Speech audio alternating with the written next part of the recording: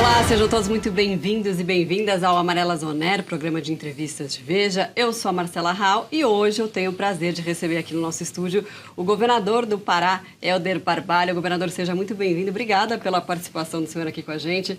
É uma honra recebê-lo aqui. É uma alegria, Marcela. Muito obrigado pelo convite. Uma satisfação poder conversar com você e todos que estão nos assistindo. Governador, vamos começar falando de eleições, né? O MDB saiu fortalecido dessas eleições, foi o segundo partido que mais elegeu prefeitos, né, durante essas eleições municipais. Queria saber como que o partido pretende usar esse capital político a partir de agora e se isso muda alguma coisa.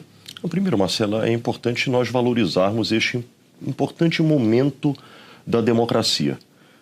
Nós tínhamos assistido nas eleições de 2018, 2020 e 2022, um protagonismo das teses ideológicas, discutindo mais ideologia e menos Brasil, menos vida real, menos a necessidade do serviço público ter melhor qualidade, mais eficiência e que pudesse tocar na vida real, na educação, na saúde, na segurança pública, na geração de emprego. Quando se olha o retrato destas eleições municipais, se percebe claramente de que há um reencontro daquilo que é essencial. A população passa a voltar a valorizar projetos que demonstrem capacidade de gestão.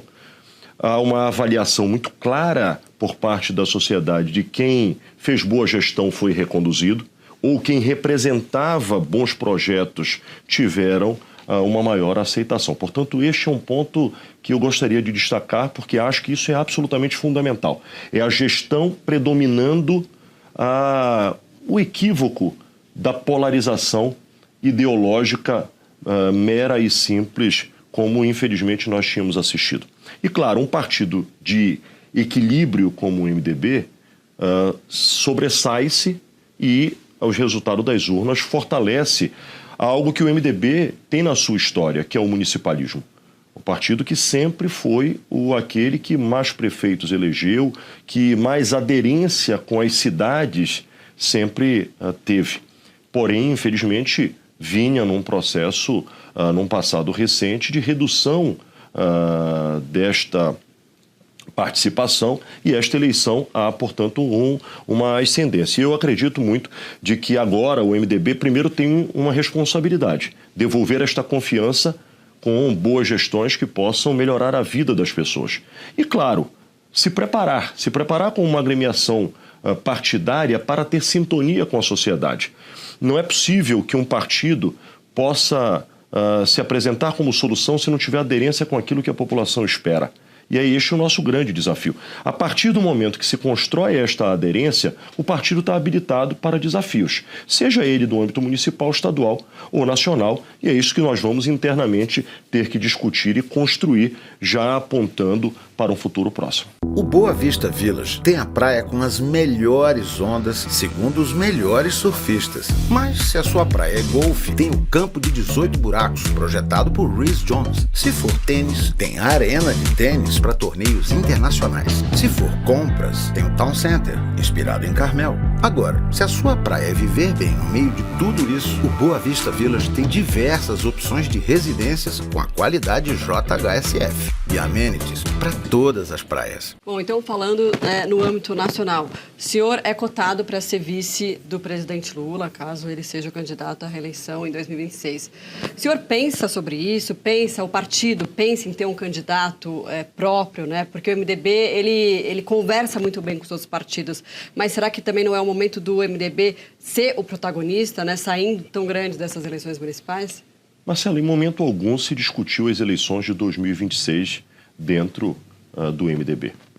Nós devemos agora festejar sim as eleições de 2024, mas compreender que isto aumenta a responsabilidade do partido e não é correto já pensar em outra eleição sem sequer concluir o processo, inclusive que possa pavimentar a escolha que a sociedade fez aos projetos apresentados pelo MDB.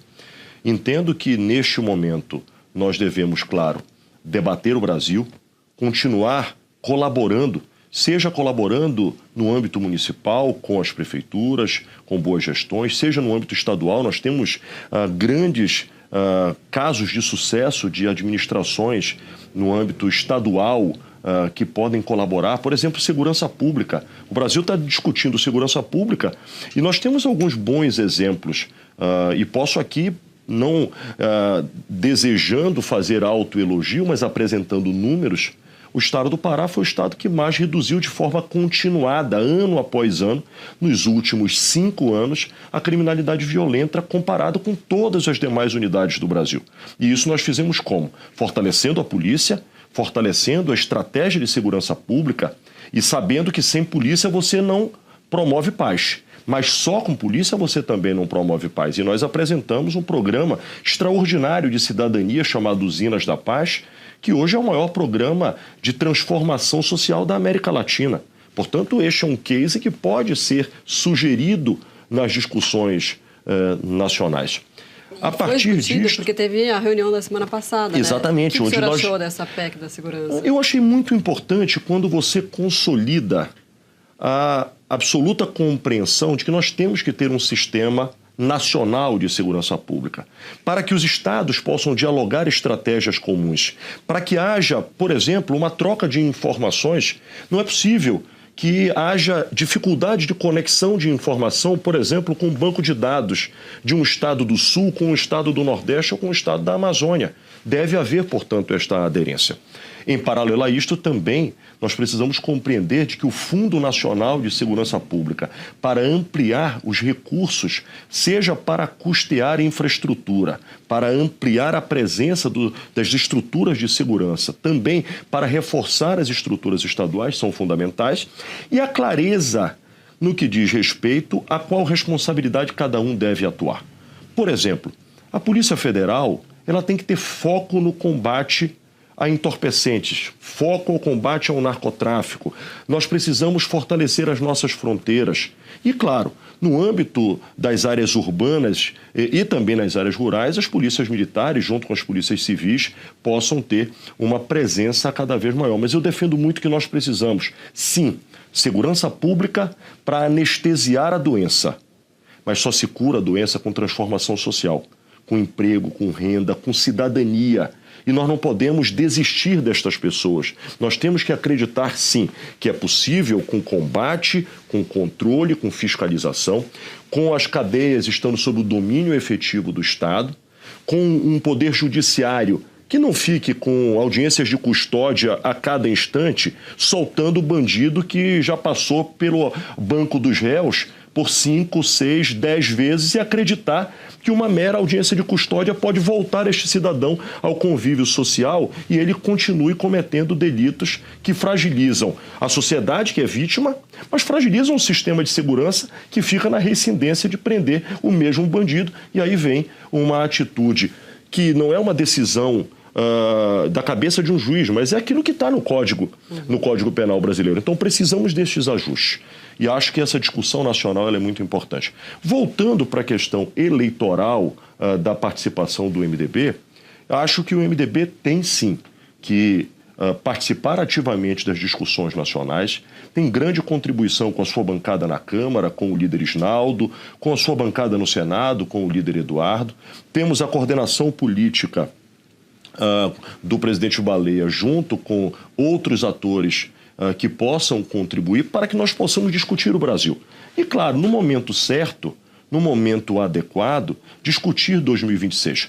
O meu calendário pessoal é cuidar do estado do Pará, é colocar a Amazônia num protagonismo que possa fazer com que nós possamos ter um modelo de desenvolvimento social, econômico com sustentabilidade, fazer com que a floresta seja um ativo para, sim, cuidar do meio ambiente, mas transformar a vida das pessoas.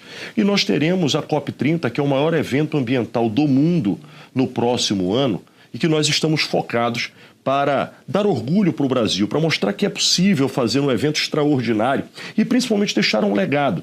Um legado para a Amazônia, um legado para o meio ambiente, mas um legado para as pessoas, que as pessoas possam viver este novo tempo a partir desta construção. A partir do momento seguinte, aí apontamos para as eleições de 26 e discutiremos certamente aquilo que for melhor para o Brasil.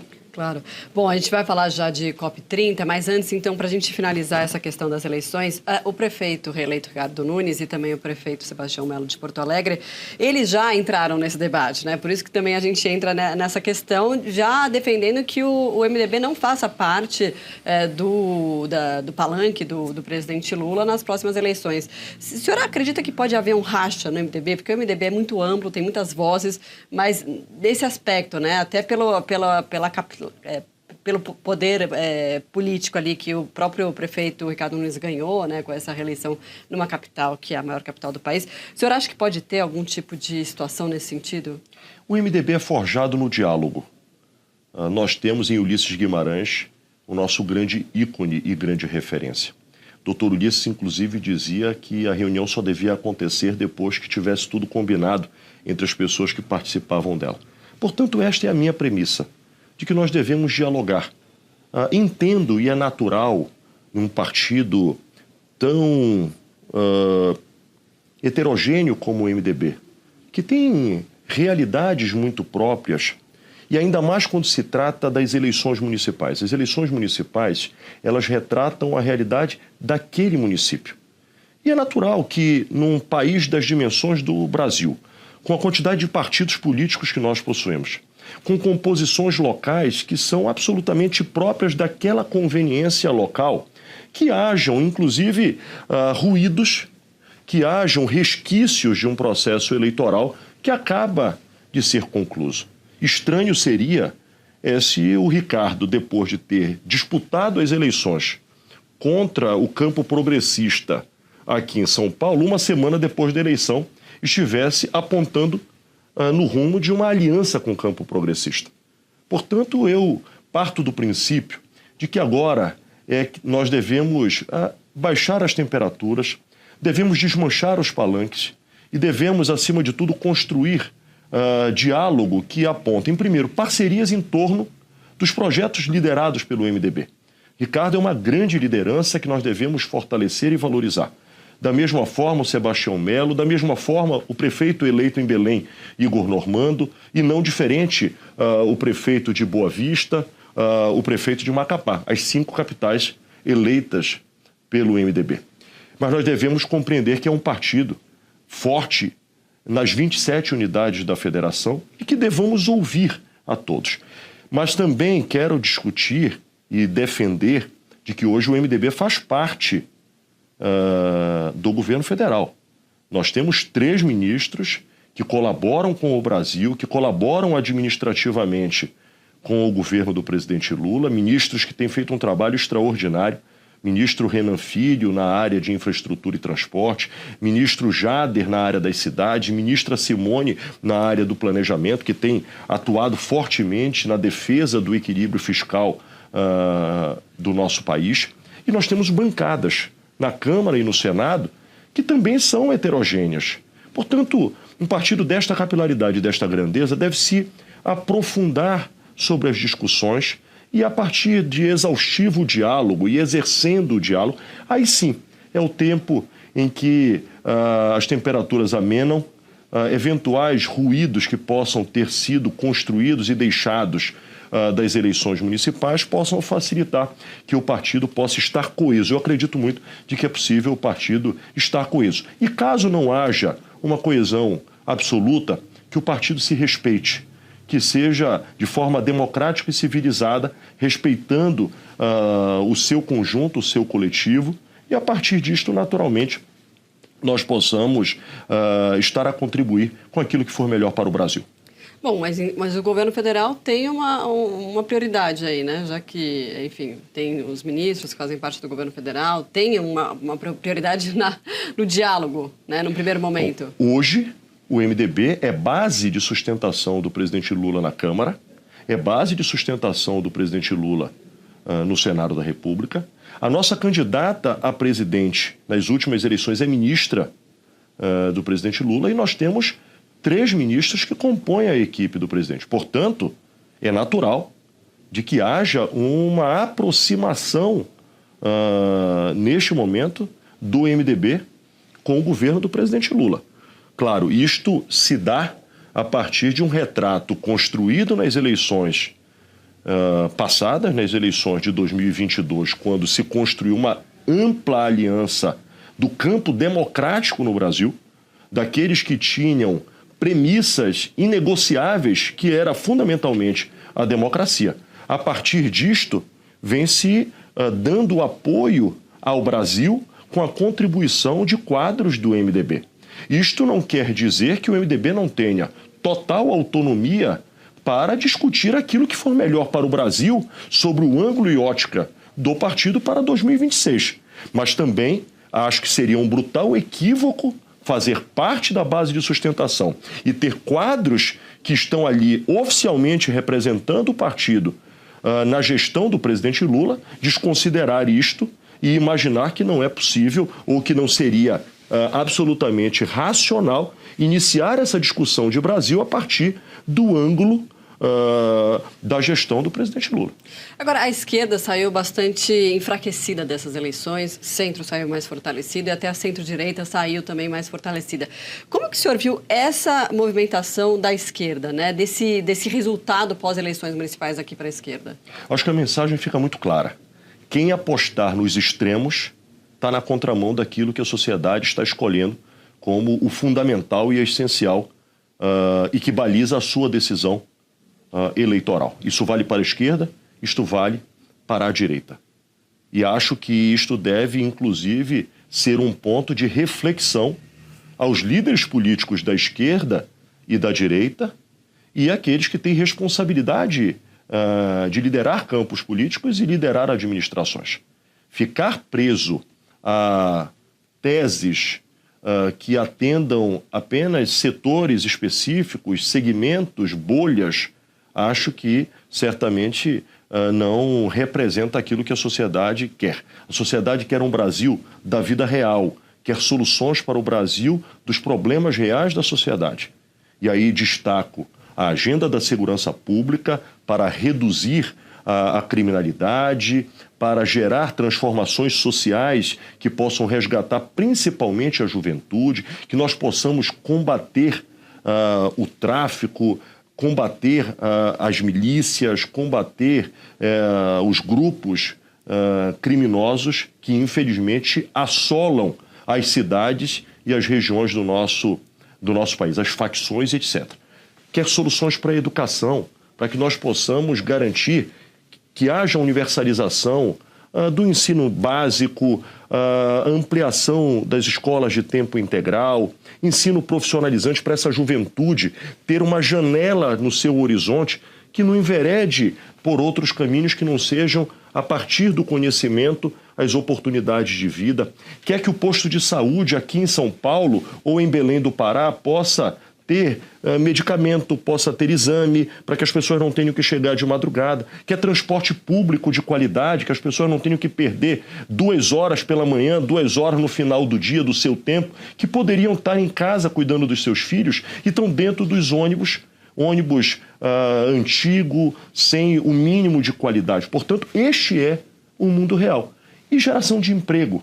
O Brasil vive um importante momento de redução do desemprego. Chegamos a um dos melhores níveis de redução do desemprego, o que demonstra que há um direcionamento na economia que empodera o setor produtivo para que haja investimento na ampliação do pleno emprego, na busca do pleno emprego, na geração de emprego e também de ocupação, mas nós temos que fazer com que haja uma ampliação de carteira assinada no nosso país. Portanto, este mundo real é que deve nortear as ações da política e das gestões. Sim, e governador, e mesmo diante dessa situação que a gente tem um cenário econômico bastante positivo, né, indo bem e tal, o senhor citou a taxa de desemprego, mesmo assim o PT não conseguiu angariar votos suficientes para eleger importantes nomes em importantes capitais, né? E ao mesmo tempo, governadores como o senhor, também como Ratinho Júnior no Paraná, também Ronaldo Caiado em Goiás, conseguiram eleger ali os candidatos que vocês estavam apoiando. Você vê que isso é um fenômeno da eleição municipal, de não ter essa polarização, ou é um fenômeno que pode estar se concretizando para, enfim, na próxima eleição não ter essa polarização e sim buscar algo que seja razoável ou que seja de interesse do dia a dia nosso ali, que impacte a nossa vida e não tanto nessa coisa da ideologia, né? Eu acho que fica muito claro, nestes locais que você citou e alguns outros, de que a população fez a opção por entrega. Quem são os bons gestores? Quem está entregando aquilo que eu confiei? Quem está agindo para melhorar e mudar a minha vida? Acho que este é um ponto que fica muito claro. Claro, isto não quer dizer que haverá uma identificação desta tese em torno de uma pessoa, que esta pessoa seja capaz de representar isto. Este é um segundo caminho. Quem são aqueles que podem, por exemplo, furar a sua bolha territorial e apresentar um projeto que tem hoje uma repercussão local como um projeto nacional? Por outro lado, fica muito claro também de que a população está reprovando atitudes que estejam sequestradas, vamos dizer assim, numa palavra forte e forte de maneira proposital, por teses. Por exemplo, é possível imaginar que está razoavelmente sintonizado com o que a população brasileira acha?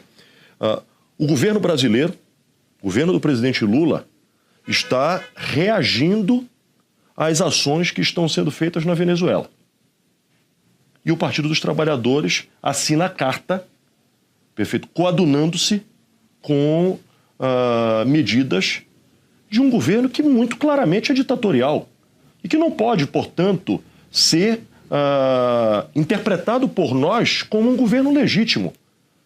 Até mesmo porque nós do campo democrático reprovamos o 8 de janeiro no Brasil. E eu não posso ser seletivo e achar que aqui no Brasil o que aconteceu no 8 de janeiro foi antidemocrático e o que está acontecendo na Venezuela é razoável partindo de uma análise seletiva. Não. Antidemocrático é aquilo que aconteceu no Brasil e antidemocrático é aquilo que está acontecendo na Venezuela.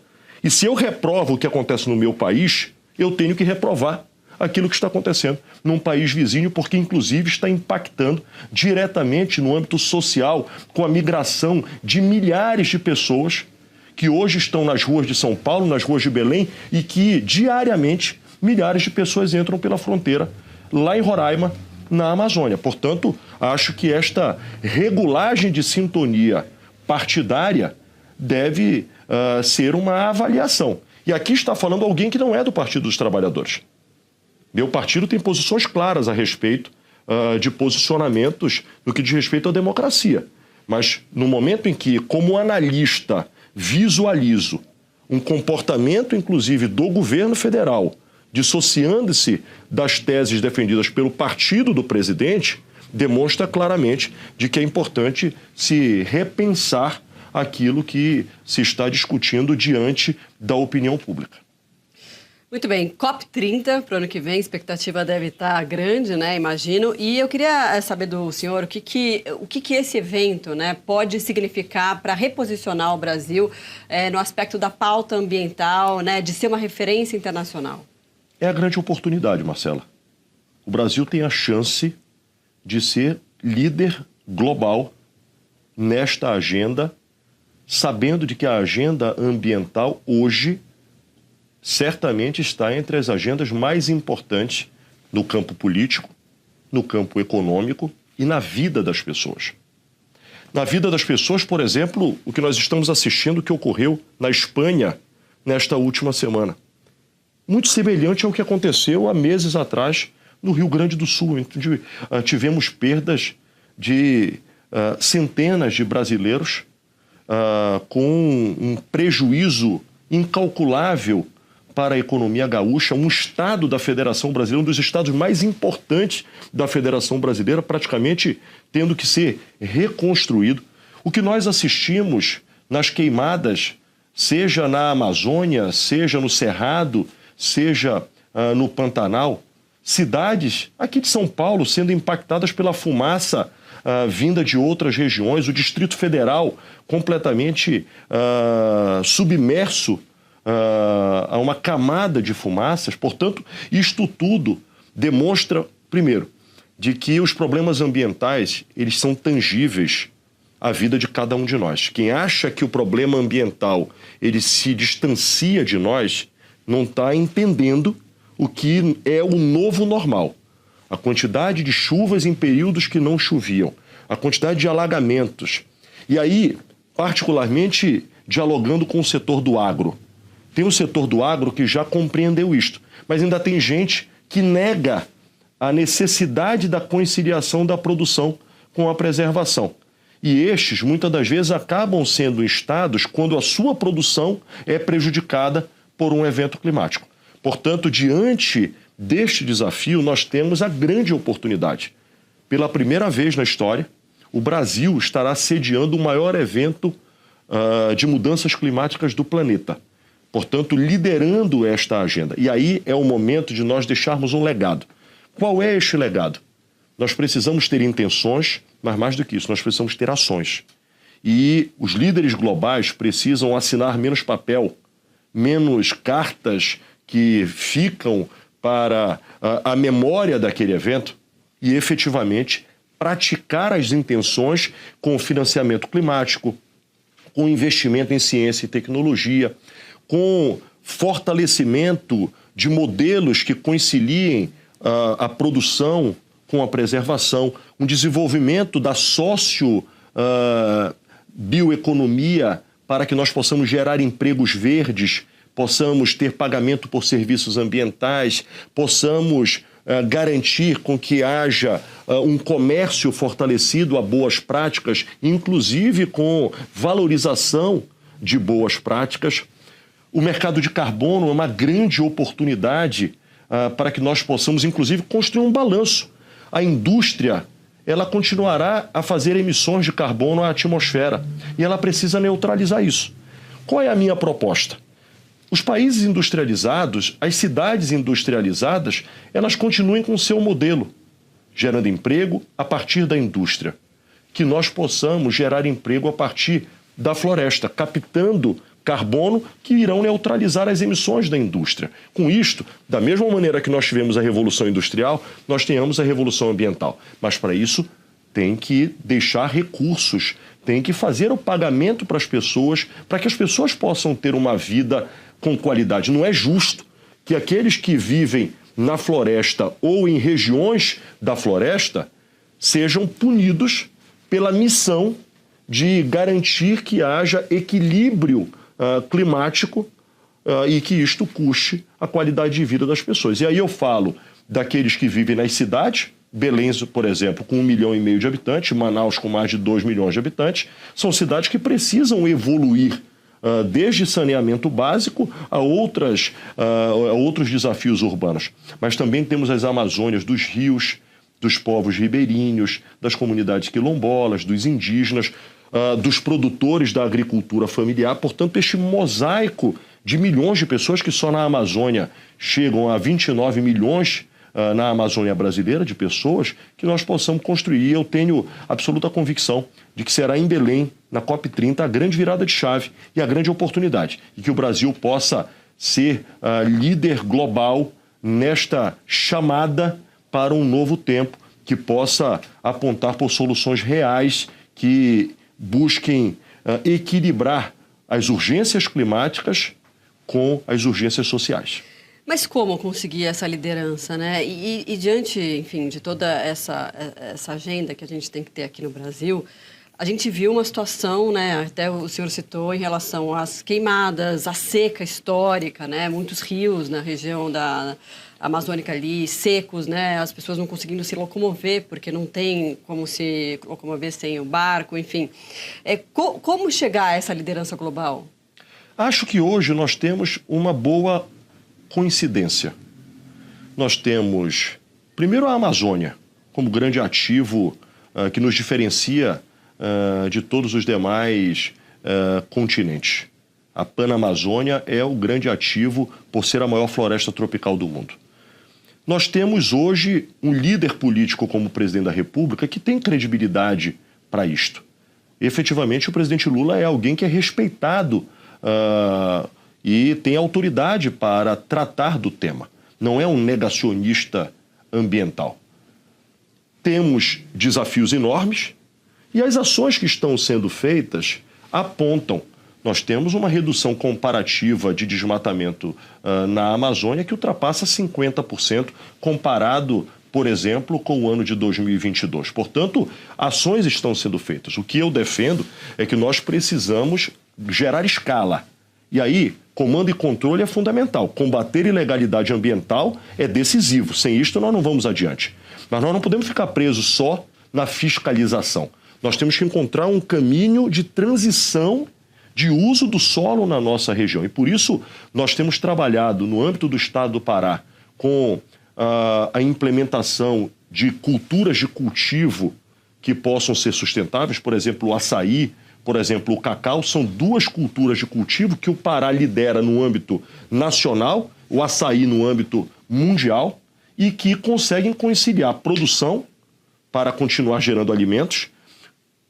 É um plantio de uma árvore que recompõe áreas que foram degradadas e ainda faz a captura de carbono. Portanto, é um bom exemplo de bioeconomia. Mercado de carbono. O Pará acabou de fazer a maior comercialização de carbono da história do Brasil, com a monetização de R$1 bilhão para o Estado, e esse 1 bilhão será repartido com comunidades indígenas, com quilombolas, com agricultura familiar, e a parte minoritária que couber ao poder público, nós somos obrigados a reinvestir na continuidade da redução do desmatamento e das emissões no Estado. Portanto, são bons exemplos que devem gerar escala, que devem ser ampliados para que nós possamos cobrar os países do financiamento climático para ter escala na implementação de soluções que possam apontar este novo caminho para o Brasil.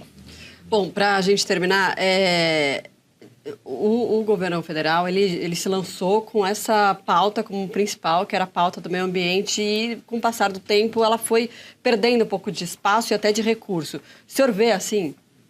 Eu entendo que o governo... poderia ser melhor? Eu entendo que o governo federal tem feito de maneira exitosa o processo de comando, controle e fiscalização.